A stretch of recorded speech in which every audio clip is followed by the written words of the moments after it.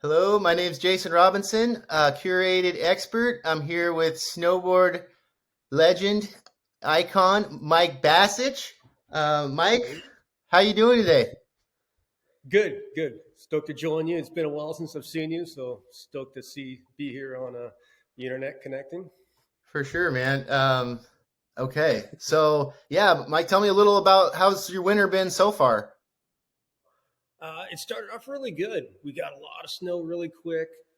It took myself a little bit of time to get kind of like back in rhythm, just because it's been a crazy late last year. I had a couple fires and just finding the gear and remembering like reaching for your transceiver and it's not there. So it's taken a little bit of time to get ready for winter. I've had some amazing days with everything else that's going on. It's nice to get up at my little chairlift. That's been my little heaven. So Definitely, I've been riding up. I bet. So yeah, paint. I know some people. I mean, most of us are familiar with you and Area 241. Some of the viewers may not be. You mind painting us a little picture about how that kind of what you got out there and what how that all came about, maybe? And Yeah, yeah. So I have some property up at Donner Summit and decided to build my own chairlift out of inspiration, traveling the world, seeing what everyone else is doing from tow ropes in New Zealand to one seaters in Japan. So I found a old chairlift I pieced together.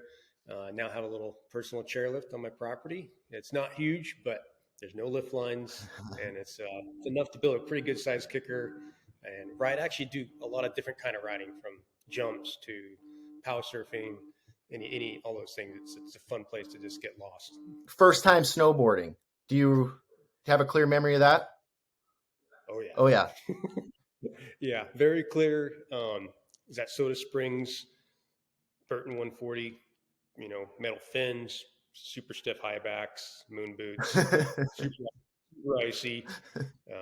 Just hiked in the trees and didn't do a whole lot of riding. yeah. It was a little bit sliding around, catching edges, but somehow a couple hours, I think was what I remember it being, was enough to know that this is a big road to get involved in this more. So it was me and my sister, Cool. and that was kind of it. We didn't live in the snow, so going to the snow was actually quite a big of a process. We live in Sacramento; it's about an hour Got it. drive. And so having gloves and boots, all that stuff was, you go to the thrift store and see what you can find. For sure. Just kind of scrap it together and, and test it out. Yeah, Cool, cool. Yeah, first board you said a Burton 140, your first board. the Burt 140 Light. 140 light. Cool. Okay. Well, I had like a little it was a little Burton Air directional, kind of similar looking, I guess, probably. You kind of said you already knew first time that there was a lot to more to discover here. So first moment you fell in love, was it love at first sight, or did it kind of take a while? It was pretty much at first sight. And I think when I look back and think about it a little more, like I skateboarded before that. Cool. And so that was my standing sideways. I surfed a little bit. Snowboarding offered a little bit of what my ability could fit better because having my feet actually strapped to the board was actually a quicker process for me to be comfortable. Certainly. And I think that's a lot for a lot of people. Yep. Because surfing and skating is actually it's really hard. Yeah, Something seriously.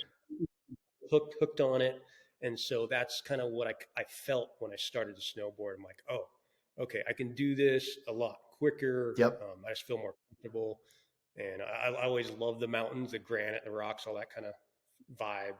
And so versus a skate crew in Sacramento was at that time was it was a little hardcore. I mean, there's a lot of skinheads. There's a big underground vibe of skating from the mid '80s on forward, or Yeah. even before that. But my era was early '80s, mid '80s, and then I took on snowboarding '85, '86 season, Got and it. really this is my gig. Cool. Okay, so you already said that. So you would first person that taught you would probably be your sister. Is that or it's For riding for the actual riding? It's a first person that taught you something on your snowboard. Or Ah, Well, there's a combo of that. Okay. So the first person was probably Chris Roach. Chris Roach. As far, Awesome. yeah. My sister was my other route to getting up the hill. She had her driver's license before me, all that stuff. So we were like a package. We would go up Friday, stay the weekend, and go back for school. And so that was our routine. We met Chris Roach, John Cardiel, Wow. Monty Roach. Year or two later, met Damien and Dana Nicholson, Damien Sanders, Wow. Damien Nicholson. And so the crew kind of like grew from what we kind of know as today is like the little grassroots of Grass Valley. For sure. A style I personally think come from that little pack of people, which was a lot of skate influence, Yes. which shaped the freestyle culture quite a bit in that time.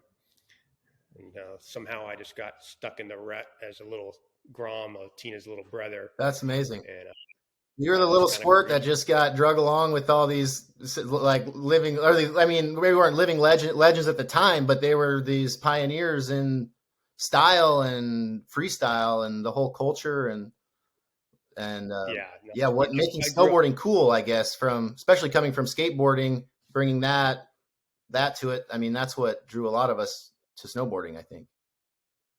Yeah, I got lucky with hanging with the crew I did. I mean, it was a small crew. You go on the mountain and there's one or two people that had a snowboard. So everybody gathered together pretty quick who even went up to snowboard.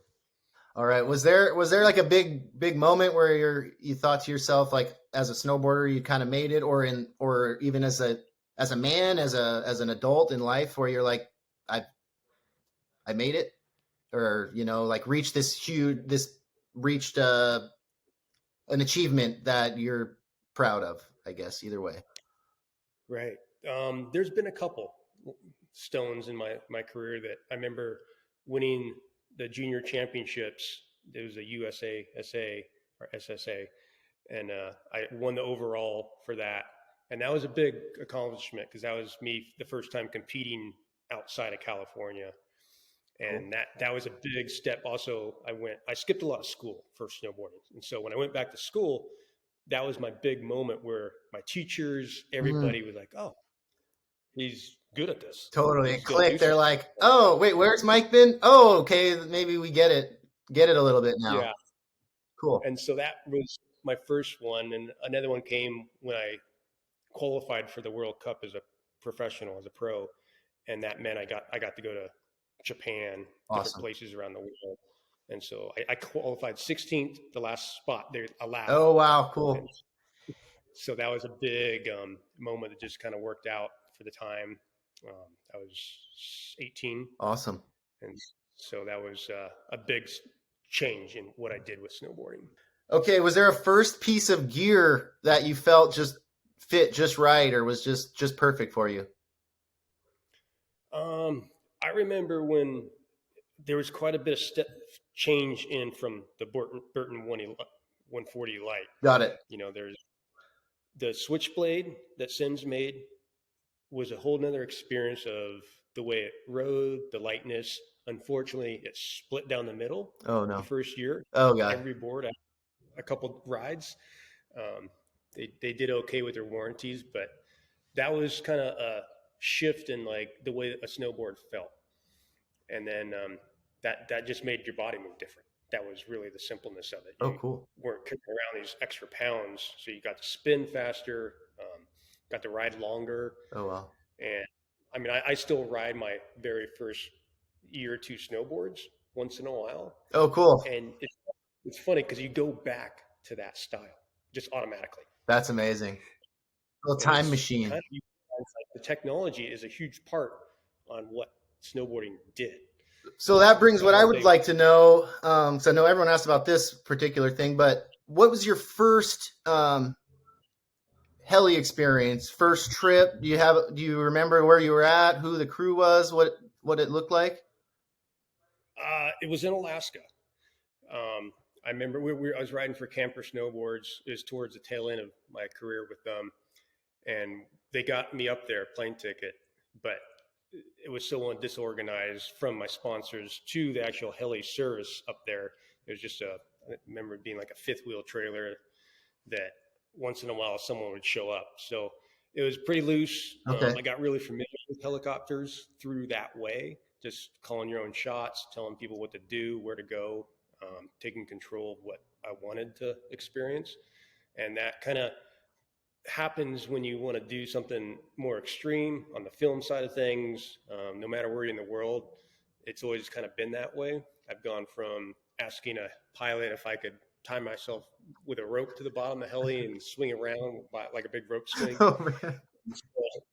It's always been a little adventurous, helicopters. I never had the desire to fly one, but they're pretty unique machines, especially for snowboarding.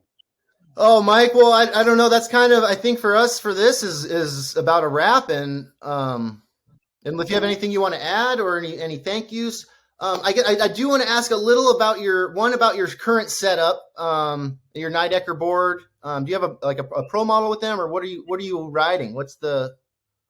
I have two boards that I ride with Nidecker.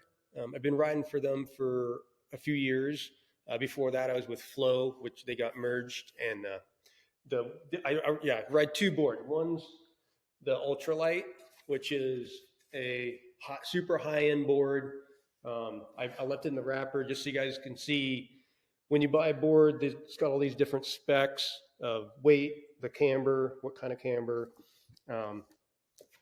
This is kind of like buying a Ferrari if you're going to go buy a car. Oh, yeah. And the way I look at it is, if you're going to snowboard 10, 15 days out of the year and you're going to go spend $1,000 on a pass, or you're going to buy a $150 lift ticket, if you want to go spend $1,000 on a snowboard, it's almost, it kind of like it's relevant as far as the whole package for quality wise. Like make your experience as the best you can, because there's not a lot of snow days as we were moving forward. They're coming shorter and shorter. For sure. This is the board I ride quite a bit. It's shred stick, power board, fish, swallowtail, different names they use them. The simpleness of what that means is the tail is skinnier than the nose. It's a lot stiffer on the tail. It's got a much bigger nose than the tail.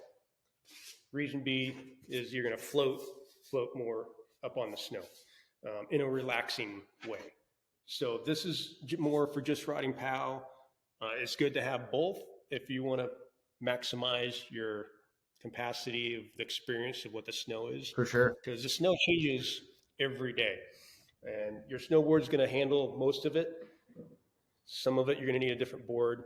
If you want to go to Alaska, you're going to want to at least have that in your bag. For sure. You want to travel with these two types of boards personally, because if you go somewhere far and it snows a bunch, you're going to have a much better experience having that in your luggage. If you want to stay tuned with things down the road, like this video, subscribe, and if you want to follow Mike on social, we'll put those in the notes or whatever. And or Mike, if you want to give it a little plug there, if you Sure. Yeah. I mean, I'm updated quite a bit on information through my Instagram, just Mike Basich. I'm somewhere out there. Cool.